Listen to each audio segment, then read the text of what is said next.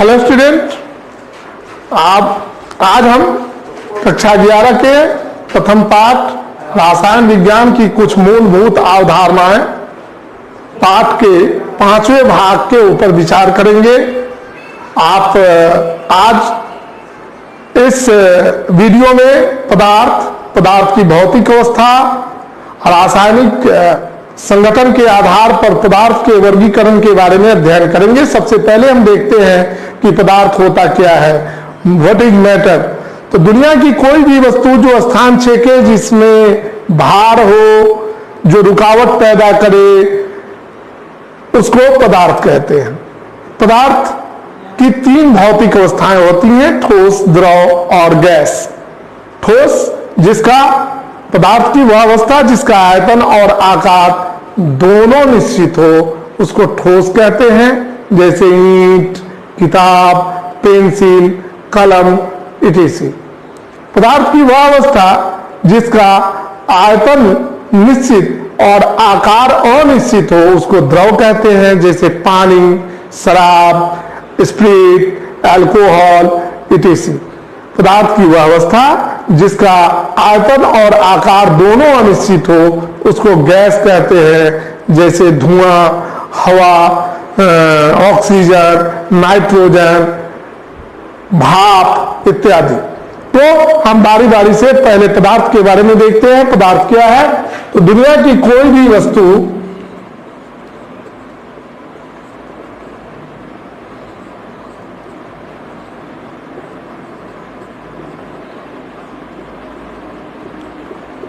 जो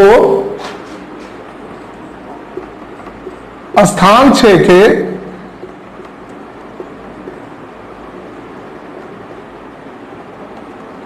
रुकावट पैदा करे,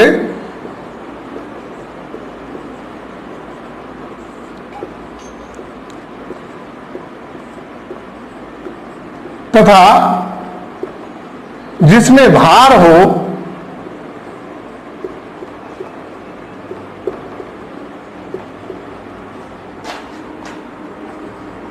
पदार्थ कहलाता है।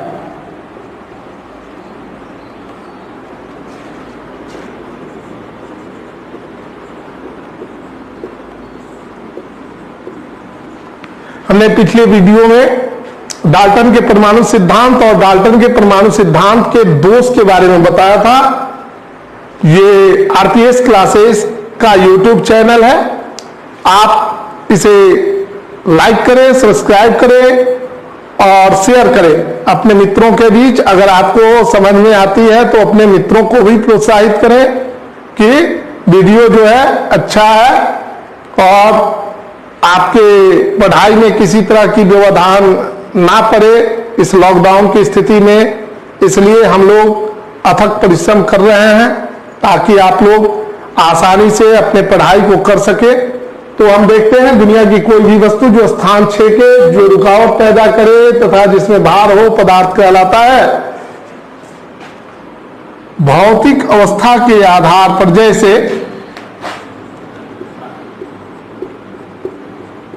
ईंट, पत्थर, लकड़ी, किताब, पेंसिल,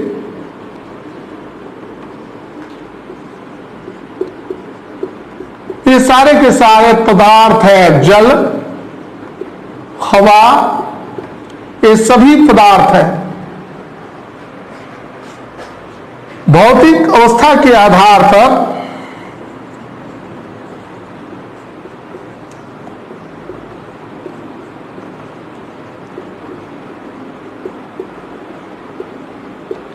पदार्थ को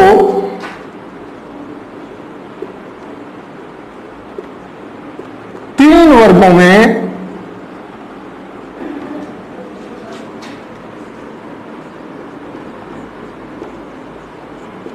बांटा गया है।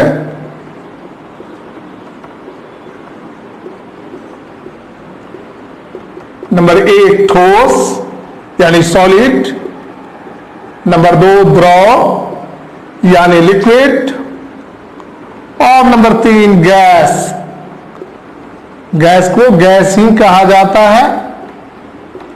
अब हम पदार्थ की ठोस अवस्था के बारे में समझें। पदार्थ की वह अवस्था जिसका आयतन और आकार दोनों निश्चित हो उसको ठोस कहते हैं। ठोस पदार्थों के कुछ अपने गुण होते हैं। ये गुण क्या होते हैं?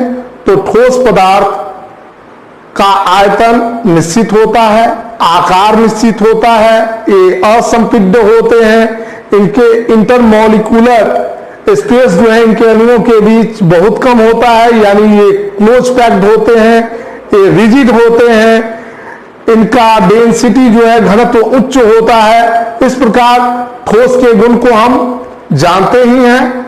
तो देखते हैं ठोस। नंबर 1 ठोस। ठोस को अंग्रेजी में सॉलिड कहा जाता है। पदार्थ की वह अवस्था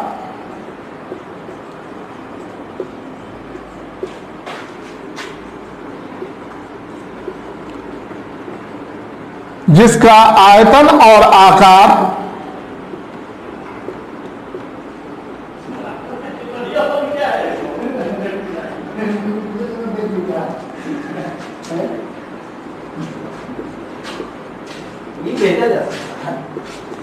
दोनों निश्चित हो,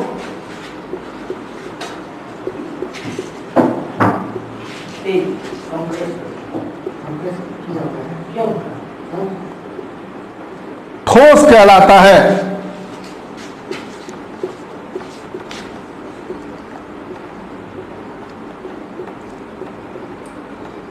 जैसे बर्फ, आइस। बर्फ जानते हैं? बर्फ, ईंट यानी ब्रिक्स, लकड़ी यानी वुड, कलम यानी पेन, किताब यानी बुक, इटीसी इत्यादि। अब इनके गुणों पर विचार करते हैं, इनका प्रॉपर्टी क्या होता है, सॉलिड के प्रॉपर्टी क्या होते हैं, इसको हम अब आपको बताएंगे। आप वीडियो को पॉज करके इसे नोट कर लें। ठोस के गुण, प्रॉपर्टीज ऑफ सॉलिड।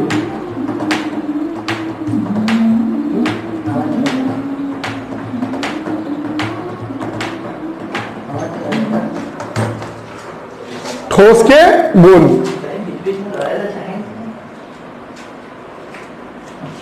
आकार निश्चित,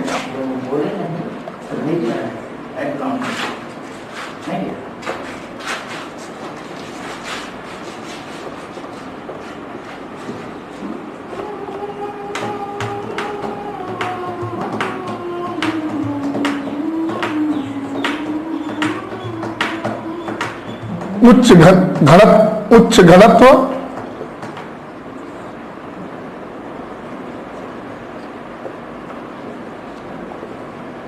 दृढ़,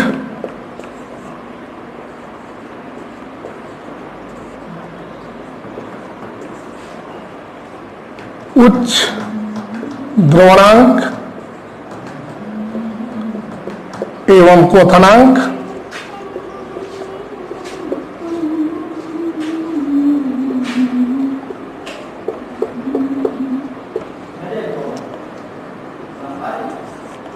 असंपिग्ध,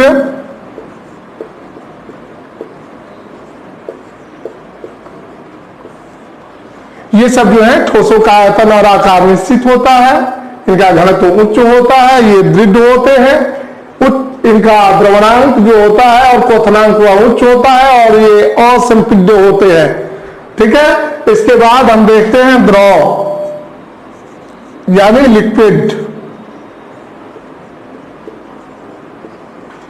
पदार्थ की वह अवस्था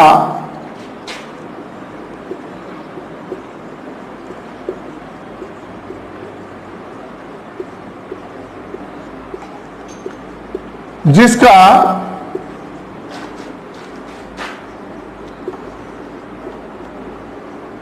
आकार अनिश्चित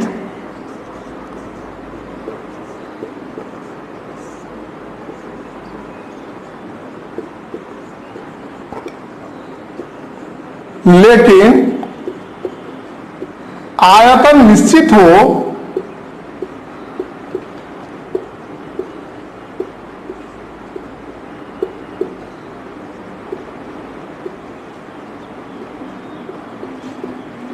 द्रव कहलाता है।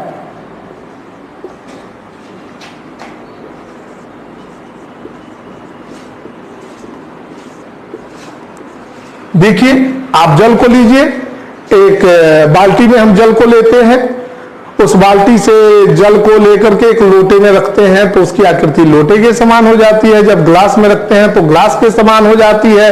जब कटोरी में रखते हैं तो उसकी आकृति कटोरी के जैसी हो जाती है।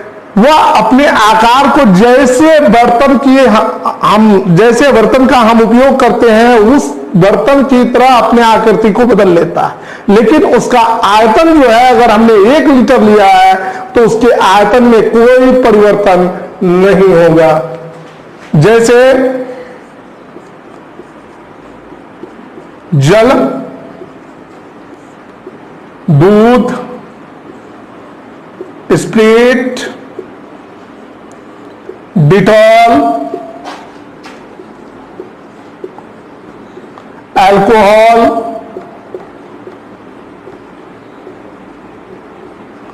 ईटीसी। अब इसके गुण पर विचार करते हैं। इसका प्रॉपर्टीज क्या है? द्रव के गुण,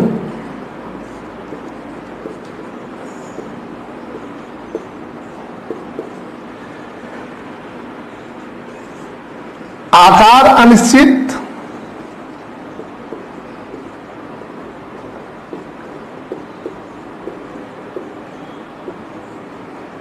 लेकिन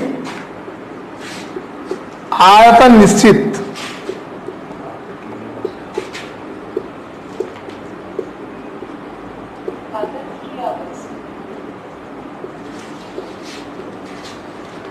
दूसरा असंपिड्य, ये भी असंपिड्य होते हैं।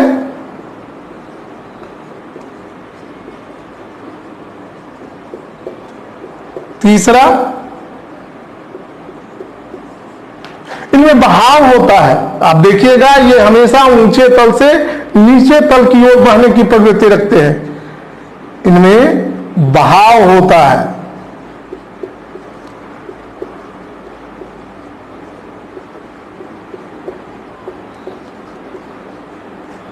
चौथा,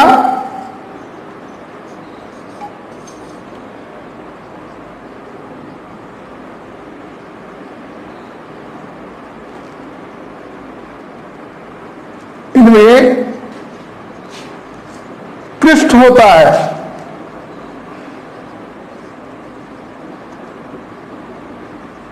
पांचवा, इनका अंतर आणविक आकर्षण बल, इंटरमॉलिक्यूलर फोर्स।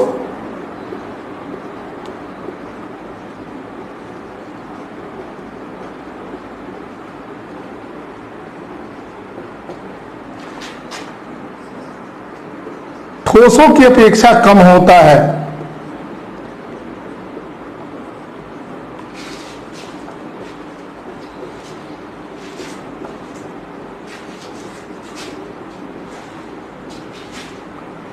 इस प्रकार हम ठोस के गुण, द्रव की परिभाषा और द्रव के गुण के बारे में जानकारी प्राप्त की। अब हम गैस के बारे में जानेंगे। अब पदार्थ की तीसरी अवस्था गैस है। गैस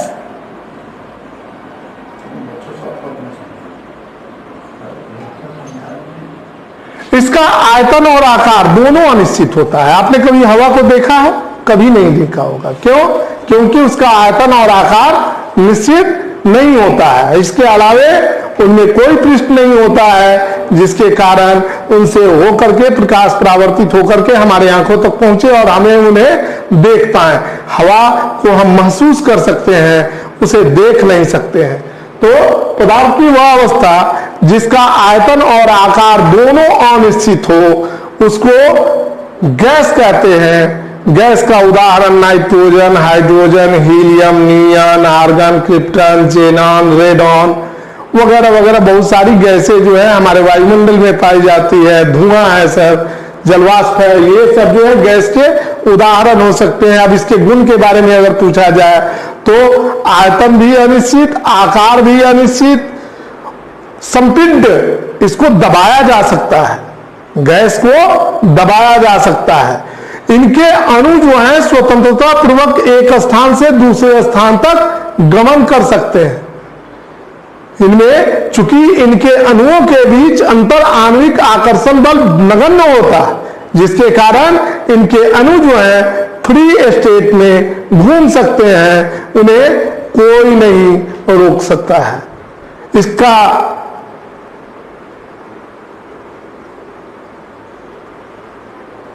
इसको हम इस प्रकार लिख सकते हैं,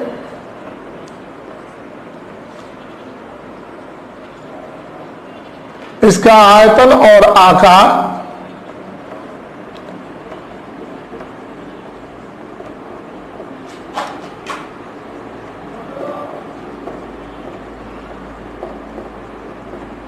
अनिश्चित होता है।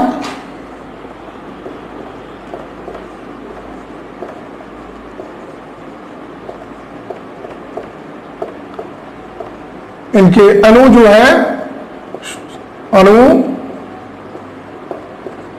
स्वतंत्रता पूर्वक गमन कर सकते हैं।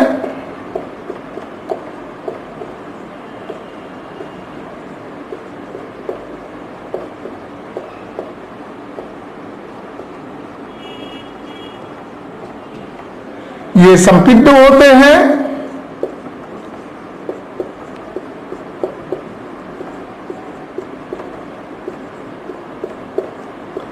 जैसे हम अपने साइकिल के ट्यूब में हवा को क्या करते हैं, दबाते हैं, तो ये संपिग्ध होते हैं।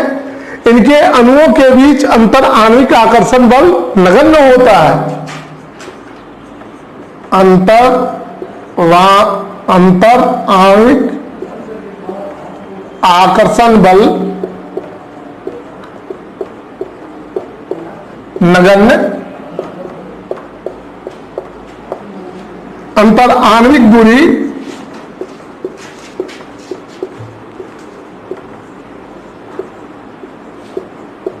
बहुत अधिक।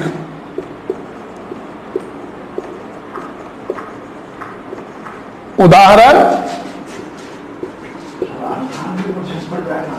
हवा, नाइट्रोजन, हाइड्रोजन, ऑक्सीजन, CO2, धुआं इत्यादि।